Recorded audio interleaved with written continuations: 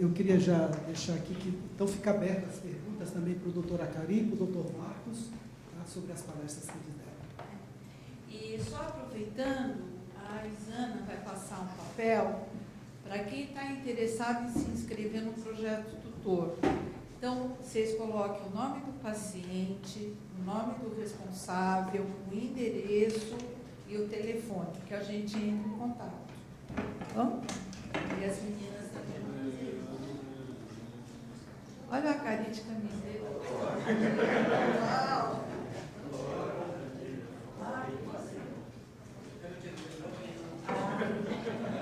Por favor, as perguntas estão abertas. Ana Luísa, oi. A gente está com o mesmo problema com ela no sentido de distância, que a gente mora numa cidade muito pequenininha, no sul da Bahia, Eunápolis.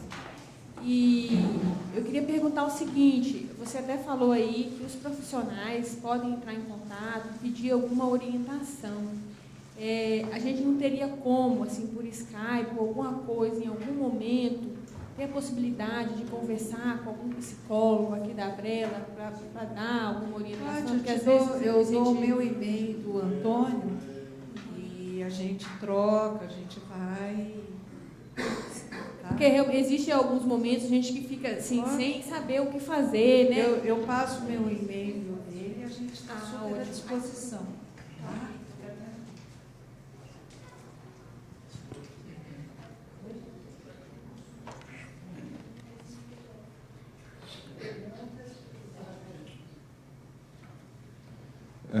Como nós estamos fazendo gravação e somos uma família, por gentileza, quem fizer a pergunta, nome e qual que é a relação existente dessa pessoa em relação à esclerose lateral amiotrófica, tá?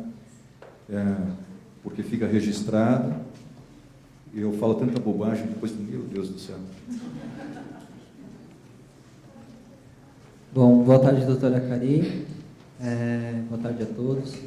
Meu nome é Felipe Marques, tenho 25 anos, sou portador de esclerose lateral amiotrófica há 3 meses e diagnosticado como ela familiar, né?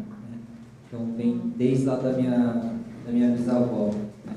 Bisa, tios, primos, pai e agora eu diagnosticado. Minha pergunta é o seguinte: a patologia da minha família, ela teve um padrão, ela evoluiu dos 45 anos de idade em diante, né? E um padrão lento, né? Em mim foi a primeira incidência, foi o primeiro grau diferente pela idade, né? Eu queria saber se na ela familiar ela reage da mesma forma que os outros parentes, ela reage os sintomas reagem da mesma forma ou é uma incógnita? Então, a primeira pergunta minha, e a resposta, quem vai dar para a sua pergunta vai ser o Marco Antônio. Você já tem o tipo de ela familiar definido? Qual que é que você tem? A família sua tem? A gente ainda não tem o exame genético, a gente está ainda atrás do exame genético, o tipo de ela familiar ainda não. Mas tem só clinicamente como ela evoluiu na família. E você mora onde? Para atender de São Paulo, de Casamento. Então, a necessidade de fazer uma investigação melhor, né? A gente saber que tipo que é. Aí, em relação à pergunta que ele fez, Marco Antônio, você tem resposta? O seu nome de novo? Felipe, você tem quantos anos, Felipe? 25. Com relação à esclerose lateral familiar, você já tem uma forma juvenil da doença, né? Isso incide antes dos 30 anos de idade. O teu questionamento é muito válido e explicado. A evolução longa na tua família é uma coisa que fala muito a favor do teu perfil longo de evolução, né? Isso fala a favor de primeiro, o estabelecimento da forma genética da doença. Existem mutações, existem tipos de esclerose lateral amiotrófica que têm uma evolução mais longa, né? E normalmente, se você tem um membro acometido na família de evolução longa, a tendência é que a pessoa também tem, o outro acometido tem uma evolução longa.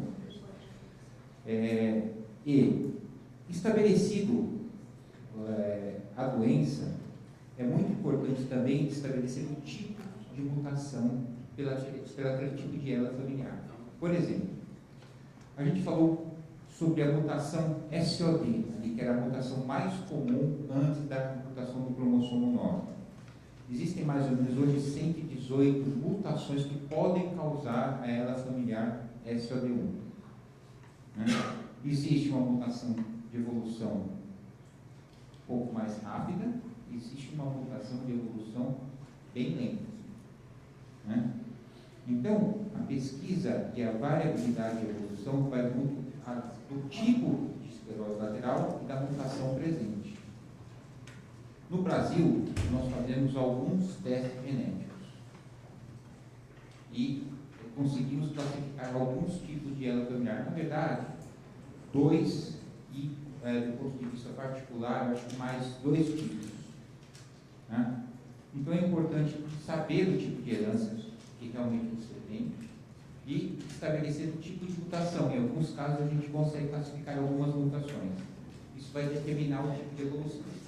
Mas a regra normalmente observada é que se a pessoa tem uma evolução familiar um pouco mais postergada, um pouco de evolução mais lenta, com antecedente, a pessoa que tiver o próximo acometimento normalmente vai ter uma evolução mais lenta, que a gente observa. Mas tudo vai depender da mutação genética que a pessoa tem e do tipo de ela familiar que a pessoa tem. Por isso que nós temos que ter uma melhor avaliação. Você é uma pessoa que tem uma indicação absoluta de fazer a avaliação genética. Tem uma outra pergunta. Meu nome é Rose, moro no sul da Bahia, em Eunápolis. Tanto o Dr. Marcos como o Dr. Acadá. A gente vê muito na mídia agora essa expectativa de que serão realizados trabalhos, projetos, né? E você vê essa história de célula-tronco, existem alguns pacientes que fizeram melhor, e a gente fica naquela ansiedade. Às vezes são tantos pacientes, a gente gostaria tanto que todos tivessem uma oportunidade de cura, e fica aquele desesperado, por que não entra nesse projeto também, como é que a gente faz para colocar, para poder ter uma chance?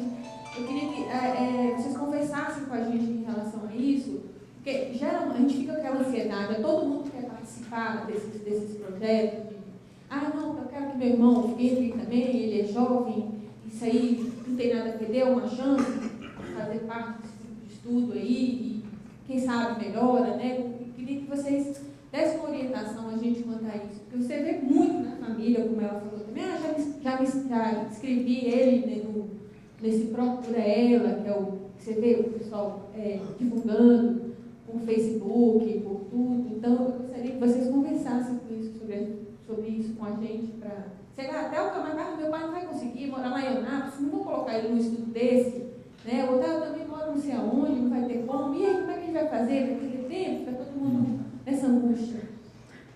Isso que a sua ansiedade é uma ansiedade de todos. Né?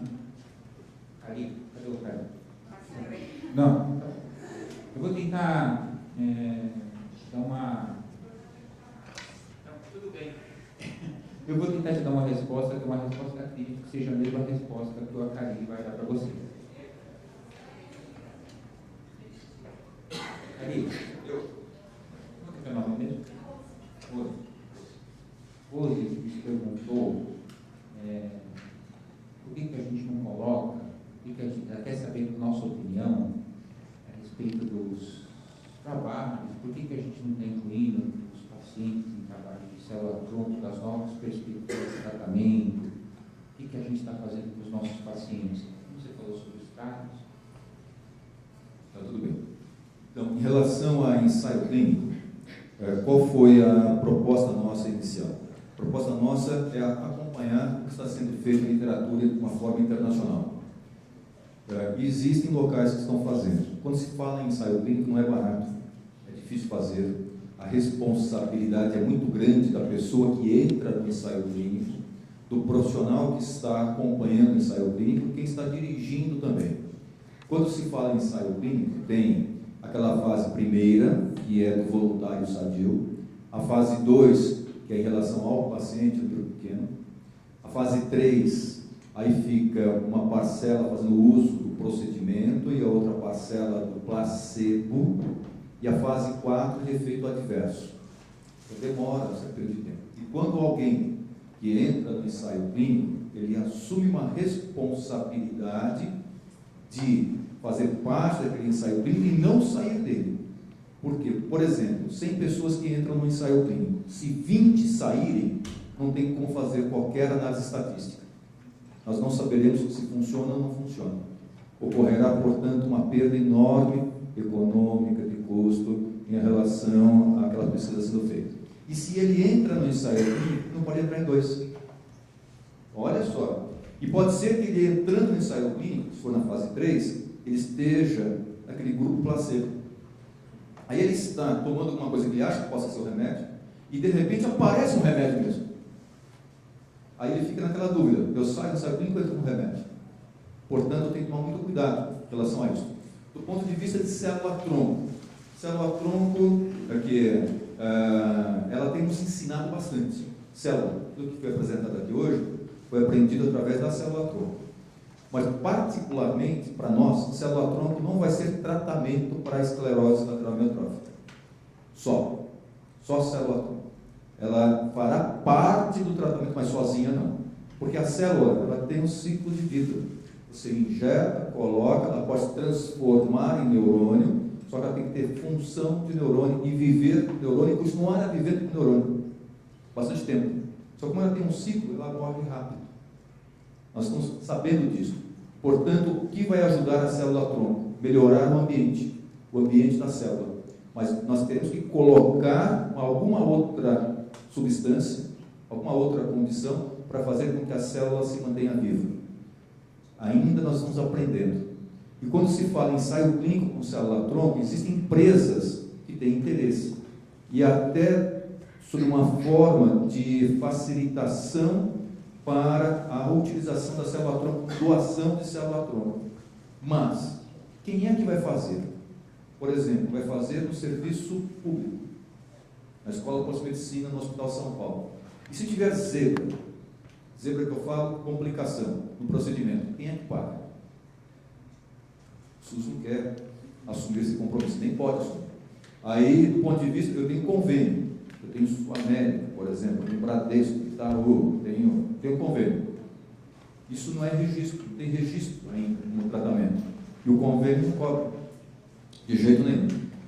E a associação, ela tem um compromisso de passar a informação, tendo-se alguma condição que realmente seja terapêutica, ela assume o compromisso para tentar disponibilizar aquela condição terapêutica para todos de uma forma gratuita.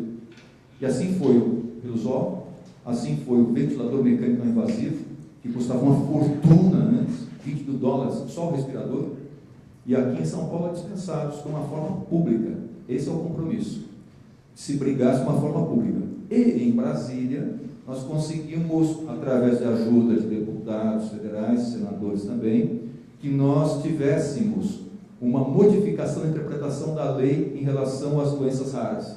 A ela é uma doença rara. E a ela é uma doença rara que tem esse comportamento que vocês conhecem, sendo assim, perda de tempo não se pode admitir. Dessa forma, eu não posso esperar fase 1, 2, 3, 4, registro, compra, dá 20 anos. 20 anos isso. Eu não posso ficar esperando isso. Agora, uma medicação que mude a história da doença, hoje, ela está orçada em $1 bilhão e 200 milhões de dólares, mais ou menos. Nós vamos dividir esse $1 bilhão de dólares em quantos indivíduos? Quantos somos com esclerose lateral amiotrófica? São poucos, portanto, vai custar para cada indivíduo quanto? E alguém tem que fazer a procura de um orçamento para essa condição terapêutica também. E através desses amigos deputados em Brasília, nós conseguimos passar para uma proposta do tratamento chamado tratamento compassionado, ou compaixão, ou por paixão. O que é esse tratamento? Se na fase 3 tiver alguma coisa que seja efetiva, que aquilo que eu mostrei hoje está em fase 3 já. Se for efetiva realmente, eu não precisaria esperar chegar no registro da medicação internacional. Eu poderia ter acesso a essa medicação. É nisso que nós estamos hoje nos disponibilizando a fazer. Agora, para entrarmos em ensaio clínico é muito difícil. E hoje muito caro. Mesmo para se fazer. Muito caro. E tem que ter uma estrutura para isso. Essas reuniões aqui, elas são feitas para essa condição. E essa história do banho, nós vamos tomar banho hoje, né, Bem? Bem vai tomar banho, Bem é o chefe do serviço, tá bom? E eu vou tomar banho também, o Marco Antônio tomar banho. Ele vai para casa sem roupa, não trouxe a outra. A história do banho toda é uma história que começou com uma brincadeira, que se tornou uma condição muito séria. E que depois também ficou um pouco de brincadeira. Mas brincar é gostoso. Estava comentando, é muito importante isso. Através dessa condição, chamou-se a atenção para a história da esclerose lateral amiotrófica. E a chamada de atenção faz com que outras pessoas venham. Hoje aqui presentes estavam pessoas de uma universidade, são 3.000 alunos que trabalham numa universidade de técnica. Tem lá radiologia, enfermagem, moda, designer, e estavam todos ali interessadíssimos, cada um com a sua pergunta: como é que eu posso ajudar as pessoas, por exemplo, com o pescoço que fica cansado, pessoas que não conseguem carregar uma bengala, dificuldade, como segura a coluna. Então, são todos preocupados, cada um com uma pergunta. Olha só, como é engraçado. Estavam pessoas lá que trabalham em laboratório, biomédicos, já, puxa vida, então tem um caminho para isso. Então, as perguntas vão sendo feitas. Essa foi a história do banho, foi o estímulo. E é uma homenagem às pessoas que trazem a história da esclerose lateral amiotrófica. Então, nós temos várias pessoas que marcaram o mundo. Então, dentre elas, vou aproveitar esse momento, Mário Pirani. Mário Pirani, a família Pirani, ela patrocina um pedaço da vida da Abrela. A Abrela não manda boleto para ninguém. As pessoas que trabalham na Abrela são pessoas com raras exceções voluntárias. Algumas pessoas não são voluntárias, então há necessidade de procurar recursos para manter essas pessoas. E a família Mário Pirani, ela ajuda.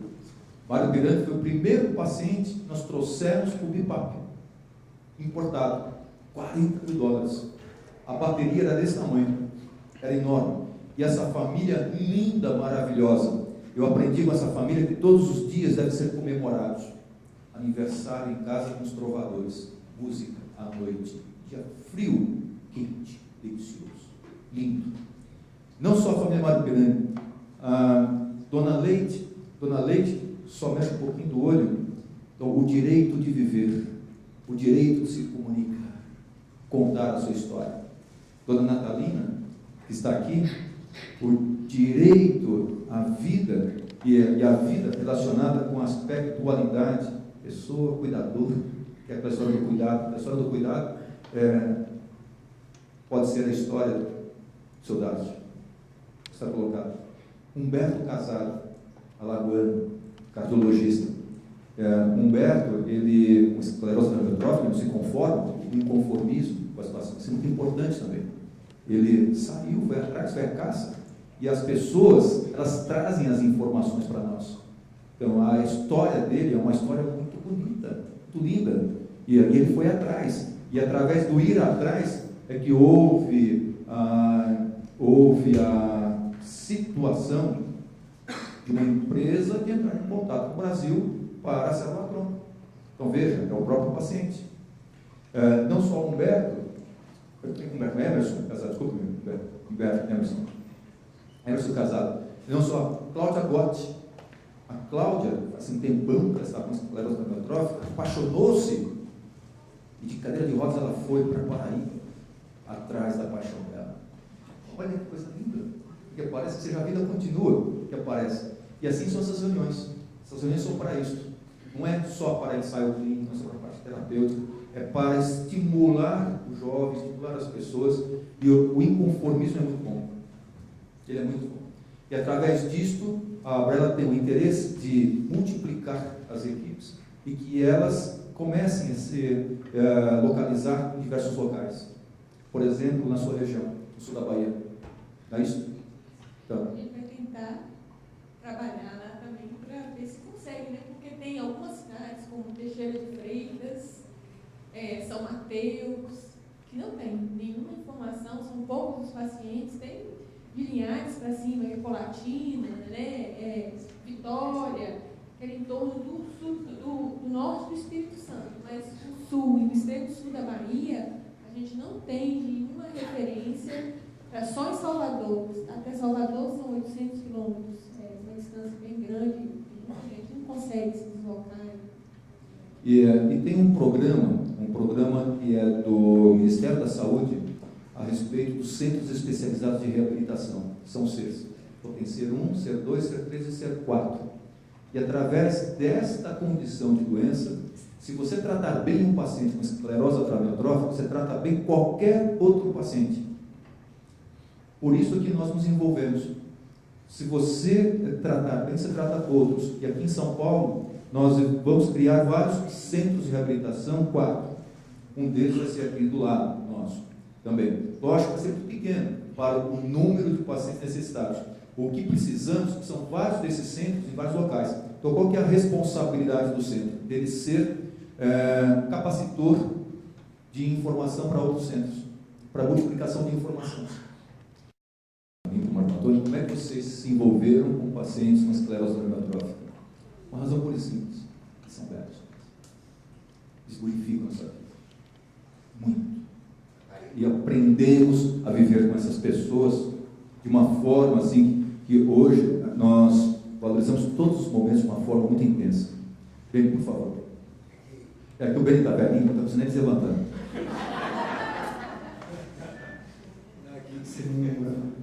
Bom dia. É que o professor Karim escutou o começo da pergunta da menina. Eu queria realçar uma coisa muito importante para quem está doente.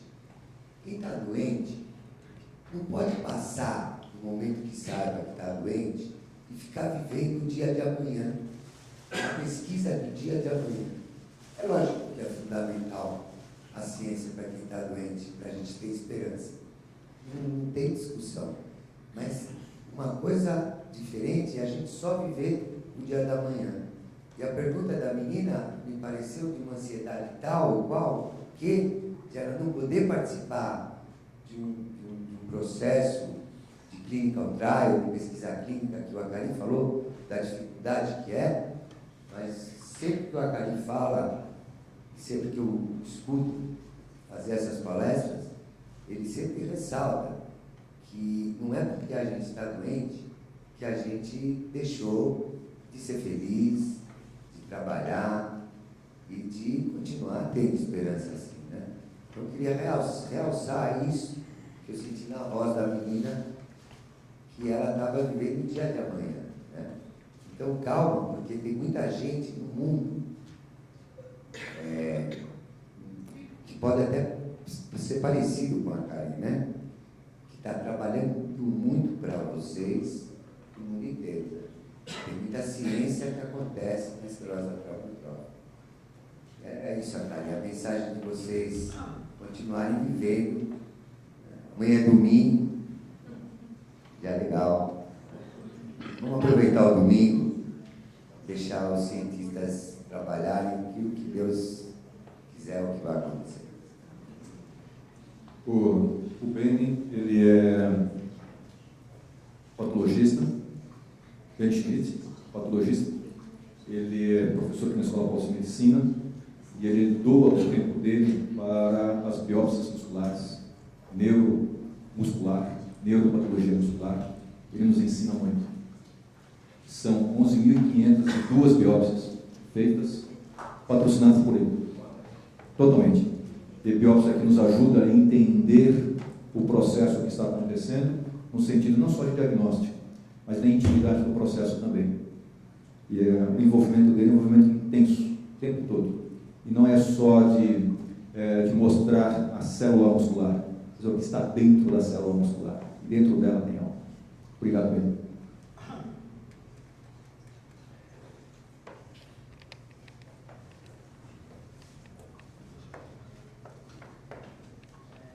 Doutor, a gente tem visto na esclerose, né, ela, que a tecnologia ela tem dado um pouco mais de conforto e mais dignidade para os pacientes. A gente, por pesquisa, a gente vê que a ALS dos Estados Unidos tem uma tecnologia muito avançada e consegue dar esse suporte para os pacientes. Como é que está essa questão aqui no Brasil? A questão do TOB, da comunicação, etc,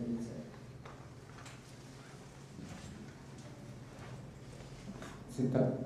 Exclusivamente, acho que a questão do TOB é uma coisa que tem sido bastante avançando bastante aqui. Lógico que o TOB, a comunicação alternativa através do TOB, é um pouco cara ainda, né? Assim, a gente conseguir adquirir isso através, assim, o custo disso é um pouco elevado.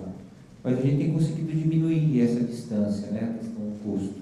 É um programa de comunicação, o TOB, para exemplificar para vocês, é aquele programa que a pessoa tem dificuldade de comunicação e consegue, através do scanner de retina, você usa o teclado para o computador e o programa fala por você, comunica com você, pode acessar a internet, usar a interface para se comunicar até com casa, com as outras pessoas. É um programa bem avançado. O TOB acabou tendo derivados de outros programas e existem maneiras de você abaixar no computador programas alternativos ao TOB que tem um custo menor. Você consegue, de acordo com a dificuldade, utilizar programas até com um custo mais baixo. E a gente consegue adaptar esses programas aqui no Brasil com bastante facilidade. Tem pessoas que fazem isso, que fazem esse tipo de adaptação, pessoas da fisioterapia, fonoaudiologia, que trabalham com esse tipo de comunicação alternativa. Inclusive, no nosso ambulatório tem pessoas que fazem isso. Então, a gente consegue dar ao nosso paciente, oferecer para o nosso paciente esse tipo de programas. É lógico que isso gera um custo. Acho que é importante a contribuição, assim, a utilização de ferramentas governamentais para a gente conseguir dar ao nosso paciente essa disposição e essa alternativa de tratamento, né? Por isso funciona a Brela, por isso funciona as associações, mas isso ainda é difícil, né? É um pouco distante, mas isso está à disposição no mundo. Tem crescido muito também as alternativas mecânicas. Eu recentemente vi um trabalho agora no exterior, as pessoas que usam os dispositivos intracranianos para movimentação neuromuscular. É uma coisa que está no mundo crescendo. Os implantes intracerebrais para movimentação, ativação mecânica, é uma coisa absurdamente nova. Os Estados Unidos têm investido nisso em massa. E aí a gente está falando de um cérebro que não funciona e está conseguindo utilizar próteses mecânicas para ativação cerebral. A gente vai ver isso num futuro muito próximo aqui no mundo e vai chegar aqui no Brasil. E isso tem empresas que estão desenvolvendo utensílios adaptativos, né? É um futuro bem, assim, bem próximo da gente, aí não é um futuro distante. E o mecanismo adaptativo, tanto das funções motoras, as funções visuais e as funções fonatórias, é um mundo de adaptação que está próximo da esclerose amiotrófica, não está distante. E essas ferramentas, esses programas, a gente tem profissionais envolvidos com tudo isso. Em relação a essa pergunta, completando o que o Marco está falando, estavam presentes aqui no fundo alunos de São José dos Campos, da engenharia. Olha só, fala assim, da saúde, nós pensamos em médico, fisioterapeuta profissional, fonoaudiólogo, enfermeiro, engenheiro, técnicos, designer. Qual que é a preocupação? O MyTalk é um deles, esse da comunicação. Mas a comunicação ela é feita de uma certa forma que ela atende uma certa população também, mas não atende todos. O que acontece com aqueles que têm, por exemplo, dificuldade de reconhecimento de cor, ou de formas, ou certas dificuldades de acomodação visual. Então, cada um tem uma pergunta para isso. Uma das dificuldades é o colírio. Como colocar colírio? Porque o olho fica seco, como colírio. Um dos indivíduos, o Alan, fez um dispositivo para colocação de colírio pelo próprio paciente com dificuldade motora. Olha só, já começa. E como que aparece tudo isso? Através de reunião como essa, através da internet que aconteceu, por exemplo, do banho também, pessoas que começam a se interessar por essas perguntas. Nós estamos muito longe dos americanos. O Marco falou que estamos perto. Estamos muito longe. Uma medicação desta, por exemplo, que custa mais ou menos $1 bilhão de dólares para ser desenvolvida, quantos medicamentos de ponta no Brasil foram desenvolvidos? Exemplo, tem uma história linda de Ribeirão Preto, tem-se uma cobra na região, uma cobra, grupo dos crotados, que é o urutuca, que tem a cruz na testa. Essa cobra tem um veneno, e ela mata as pessoas, quando a picadura dela, mata, porque choque, a pressão vai para zero. E um cientista, lá de Ribeirão, se a pressão vai para zero, é que tem algum componente que faz cair a pressão arterial. Se tem algum componente, pode ser que esse veneno seja ótimo para tratar a pressão alta. Só que ele não conseguia sintetizar e purificar esse veneno, e levou-se esse veneno para os Estados Unidos. E hoje é a angiotensina, o inibidor da angiotensina. E nós importamos, e nós pagamos. E a cobra é nossa. E assim acontece com o sapo, que tem só no Amazonas. O sapo é nosso, mas o remédio é dele, se nós compramos. E vão as coisas. E quando se fala de tecnologia assistiva, a mesma coisa. Eles investem mais de $1 bilhão em tecnologia assistiva. Em relação à célula-tronco, da pergunta que foi feita, sabe quanto que a Califórnia, um estado, investiu de célula-tronco em 2013? $1,5 bilhão. $1,5 bilhão. Sabe quanto que o Brasil investiu em 10 anos? Vixe, não gastou. 20 milhões. O Bruno falou, o próximo está para a gente observar e trazer. Nós estamos falando 20 milhões de reais. Olha a diferença que tem. Portanto, quem vai ser importador? Nós vamos continuar a ser importadores. O Maitob, que está comentando, custa lá $8.500.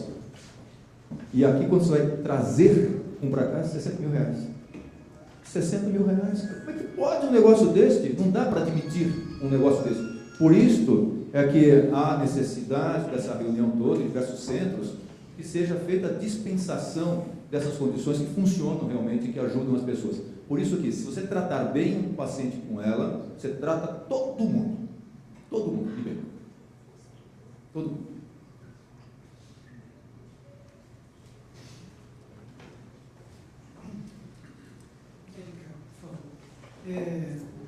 Vocês souberam, o Akari já mencionou aqui essa história do banho que teve. Eu queria trazer a dica aqui para nós darmos uma satisfação a vocês do que essa campanha trouxe para a Associação Brasileira de Esclerose em termos de dinheiro. Mas também aqui já foi dito que o resultado, o benefício maior desta campanha foi a divulgação sobre a doença esclerose lateral amiotrófica, que está trazendo esse interesse de muitos profissionais de áreas que podem trazer novidades, como por exemplo com a colocou da área da tecnologia. Bom, então assim, além da parte financeira, que foi super importante, porque a Abrela de arrecadações espontâneas, por exemplo, qualquer pessoa do mundo fala assim, a Abrela faz um trabalho que eu acho que é legal, então esse mês eu vou ajudar a Abrela.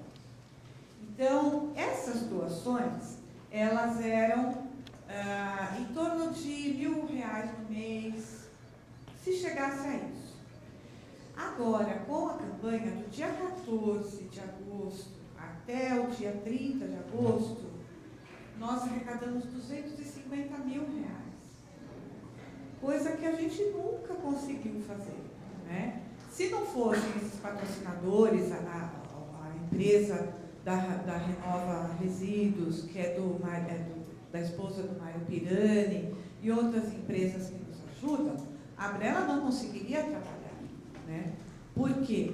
Porque a organização ela tem que contratar eu, que sou funcionária, Cecília, outras pessoas, a diretoria é voluntária, a diretoria é voluntária, mas nós temos que ter a parte contratada.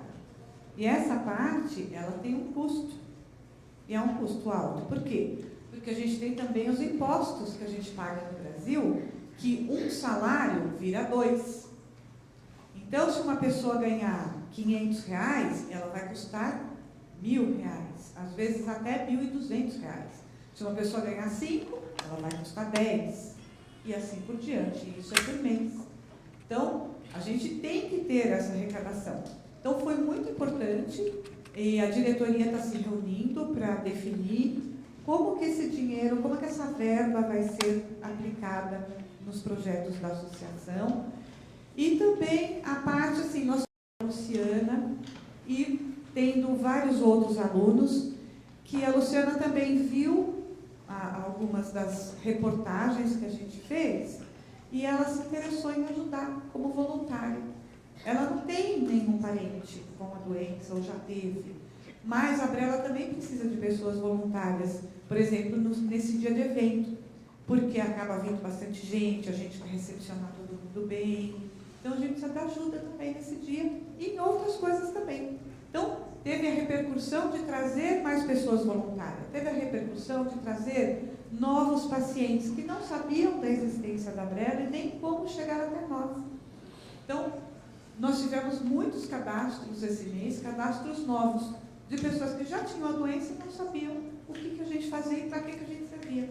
Então, hoje, as pessoas no Brasil sabem o que é a ELA e quais são as organizações que podem ajudar, que podem fazer alguma coisa por elas. E dentre elas, a Brela.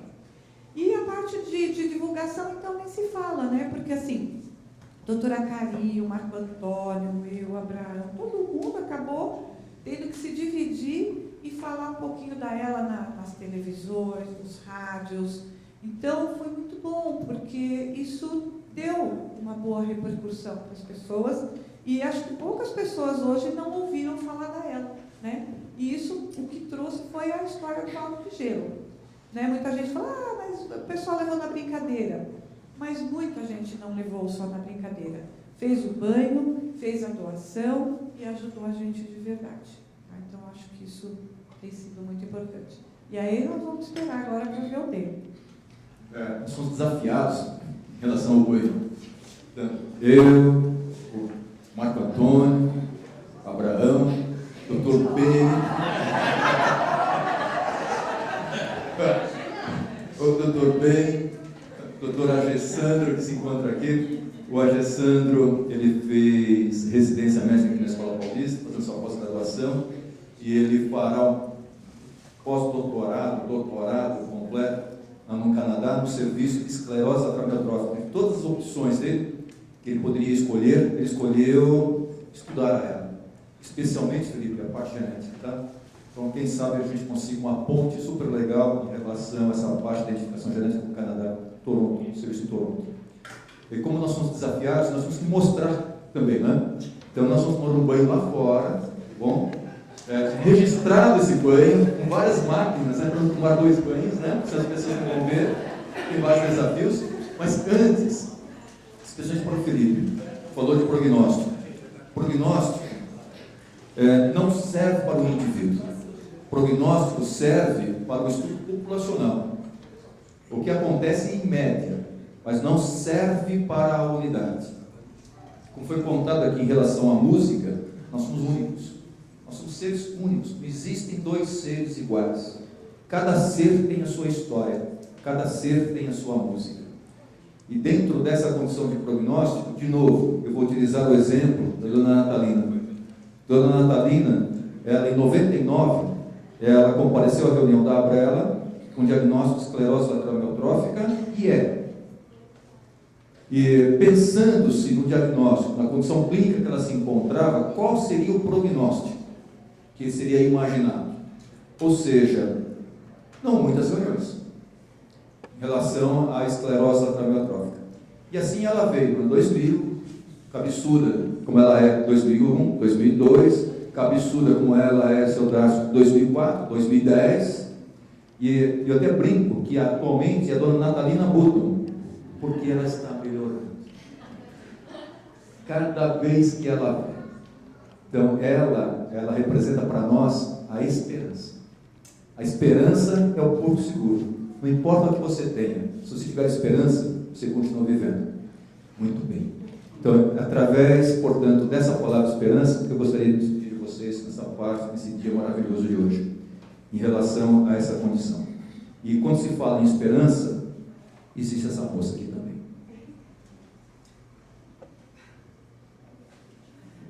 Então, essa daqui é uma amiga da nossa, ela acompanhou o seu filho por muitos anos e ela continua aqui, sempre nas reuniões da Cali, volta.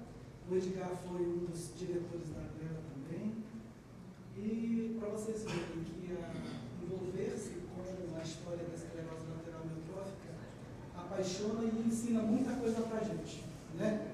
Porque você vivenciar o acompanhamento de um paciente, de um familiar com esclerose lateral amiotrófica, para muitas pessoas, depois elas não querem nem ouvir falar mais de esclerose. E ela está aqui com a gente, né? Todas as reuniões estão aqui com a gente, dando força e dando um testemunho silencioso, né? De que ela é uma mulher de fibra e que ela acredita que a gente vai chegar nesse momento que a gente espera que a cura da esclerose lateral. A esperança é a última que morre. Eu vou manter a esperança, porque o que eu ouvi hoje aqui, mais ou menos, eu entendo, que evoluiu bastante. De 2010 para cá, o que foi falado, eu aprendi hoje. Porque um pouquinho que eu venho aqui das palestras, o pouco que eu aprendo, porque eu não sou estudante, eu sou uma dona de casa, e fiquei 12 anos com o meu filho, e a gente não sabe nada no início, mas a gente se incorporando, tanta gente, tantos profissionais, então a gente aprende um pouquinho, não tudo, eu não guardo tudo também, mas acontece que a gente, o que eu pude aprender, e hoje venho aqui nas reuniões, por motivo de onde eu moro, tem pessoas também com AEL. E às vezes eu participo assim das pessoas me convidaram e levo um pouco desse aprendizado que eu tenho aqui, porque eles não vêm. E eu levo um pouquinho do que eu sei, eu levo para eles o conforto, o carinho e a dedicação, principalmente a todos aqueles que estão cadeirantes ou com problema na ela ou outros problemas. Então é necessário, eu acho, ter fé, ter amor, carinho e dedicação. É o importante, mas felizmente a gente precisa ter muita fé e muita esperança.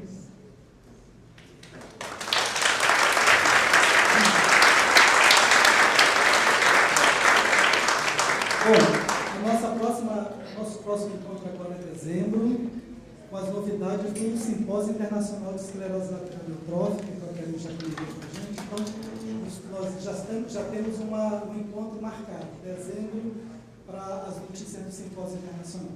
Então vamos agora ver o banho do doutor Camila. Vamos ser testemunhas. E hoje é sábado, né?